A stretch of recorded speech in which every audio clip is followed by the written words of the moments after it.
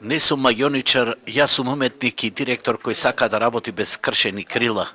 Со оваа порака на својот Facebook профил, синоќа до Министерството за култура се обрати Маја Андоновска Илиевски, актерка, но и директор на Центарот за култура во Битола, откако ја виде годинешнава програма на ресорното министерство.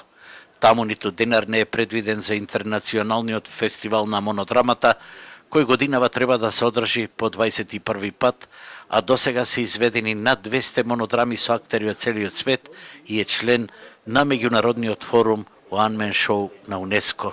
Но исто така големо кастрење има и на меѓународниот фестивал Илинденски денови, а се тоа прилега на скопска политика на бирократијата што одлучува за парите. Фестивали кои што цврсто стојат на нозе, кои што имаат историја и посебно се значајни за градот, не смеат да бидат заборавени.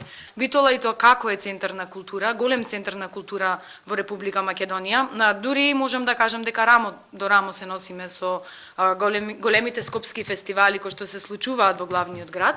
Меѓутоа, тие комисии кои ги одлучуваат овие фестивали, мислам дека е редно време да почнат да не следат.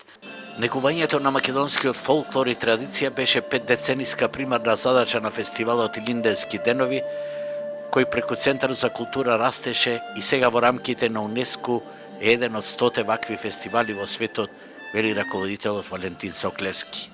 Сметаме дека ова што ни е одделено оваа година за финансирање е премалку за да може фестивалот и понатаму да се развива. Тие 600.000 денари што оваа година ни се одобрени, фестивалот ги земваше во 2002 година.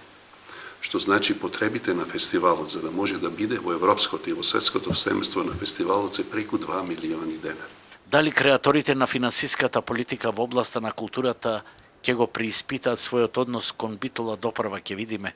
Впрочем, со своја реакција се јави и директорот на Битолскиот народен театар Иван Јерчик, чија апликација финансиски беше скастрена за 30%, упатувајќи пораката не е уметнички да се молчи.